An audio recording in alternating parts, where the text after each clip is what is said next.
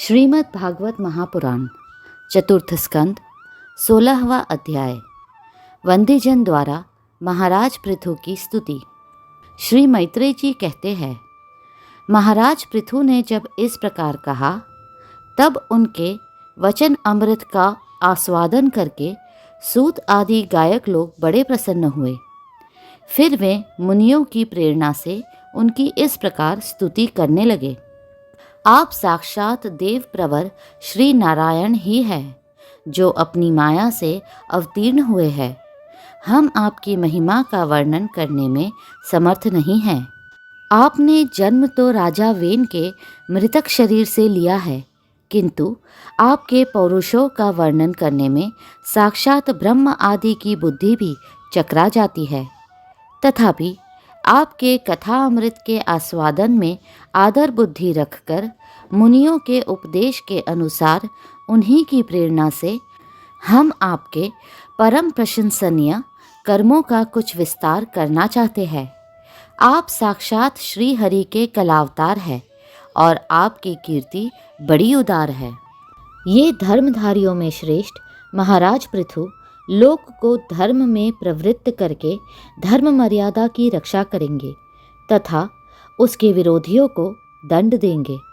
ये अकेले ही समय समय पर प्रजा के पालन पोषण और अनुरंजन आदि कार्य के अनुसार अपने शरीर में भिन्न भिन्न लोकपालों की मूर्ति को धारण करेंगे तथा यज्ञ आदि के प्रचार द्वारा स्वर्ग लोक और वृष्टि की व्यवस्था द्वारा भूलोक दोनों का ही हित साधन करेंगे। ये सूर्य के समान अलौकिक महिमान्वित प्रतापवान और समदर्शी होंगे।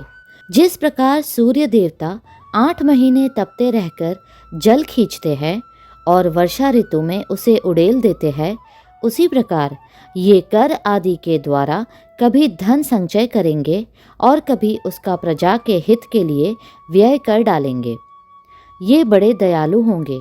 यदि कभी कोई दीन पुरुष इनके मस्तक पर पैर भी रख देगा तो भी ये पृथ्वी के समान उसके इस अनुचित व्यवहार को सदा सहन करेंगे। कभी वर्षा न होगी और प्रजा के प्राण संकट में पड़ जाएंगे तो ये राजवेशधारी श्री हरि इंद्र की भांति जल बरसा कर अनायास ही उसकी रक्षा कर लेंगे।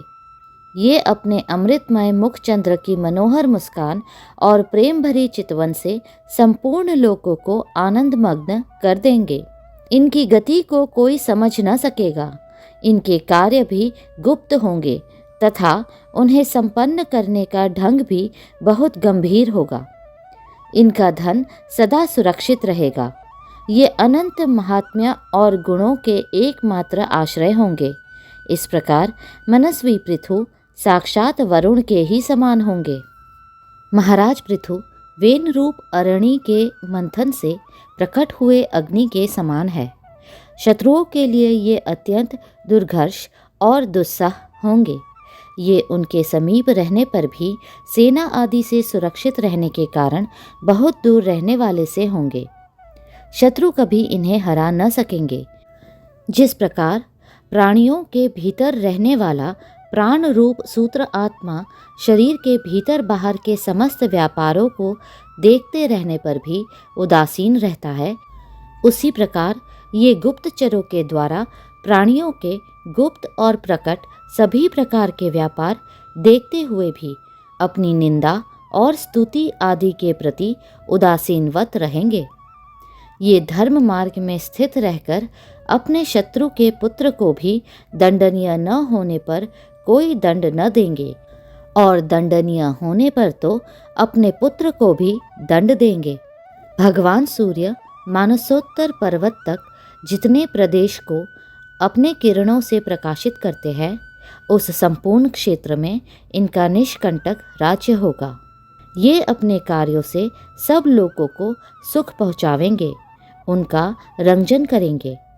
इससे उन मनोरंजनात्मक व्यापारों के कारण प्रजा इन्हें राजा कहेगी।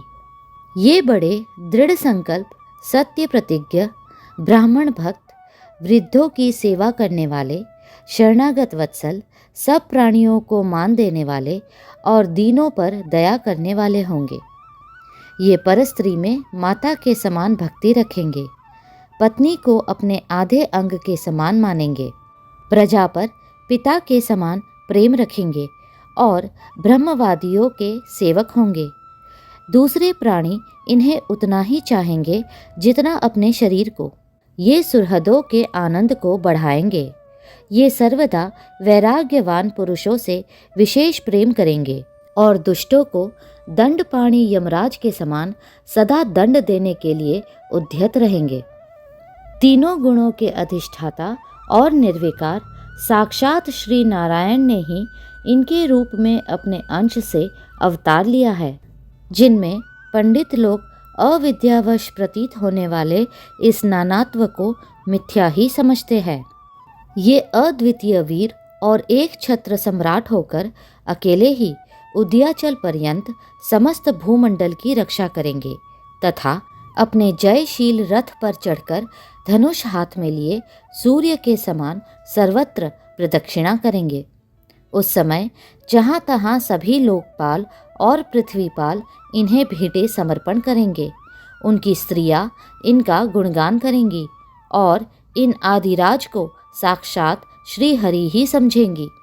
ये प्रजापालक राजाधिराज होकर प्रजा के जीवन निर्वाह के लिए गो रूप धारिणी पृथ्वी का दोहन करेंगे और इंद्र के समान अपने धनुष के कोनों से बातों की बात में पर्वतों को तोड़ फोड़ कर पृथ्वी को समतल कर देंगे। रणभूमि में कोई भी इनका वेग नहीं सह सकेगा। जिस समय ये जंगल में पूंछ उठाकर विचरते हुए सिंह के समान अपने आजगव धनुष का टंकार करते हुए भूमंडल में विचरेंगे, उस समय सभी दुष्टजन इधर उधर छिप जाएंगे। ये सरस्वती के उद्गम स्थान पर 100 अश्वमेघ यज्ञ करेंगे। तब अंतिम यज्ञ अनुष्ठान के समय इंद्र इनके घोड़े को हर कर ले जाएंगे। अपने महल के बगीचे में इनकी एक बार भगवान सनत कुमार से भेंट होगी। अकेले उनकी भक्तिपूर्वक सेवा करके ये उस निर्मल ज्ञान को प्राप्त करेंगे जिससे परब्रह्म की प्राप्ति होती है।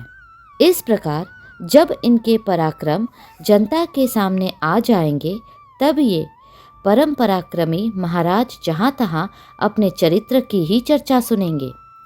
इनकी आज्ञा का विरोध कोई भी न कर सकेगा तथा ये सारी दिशाओं को जीतकर और अपने तेज से प्रजा के क्लेश रूप कांटे को निकालकर संपूर्ण भूमंडल के शासक होंगे। उस समय देवता और असुर भी इनके विपुल प्रभाव का वर्णन करेंगे। अगला अध्याय शीघ्र ही साझा होगा। कृपया करके लाइक, सब्सक्राइब और शेयर करें। हरे कृष्णा कृष्णा कृष्णा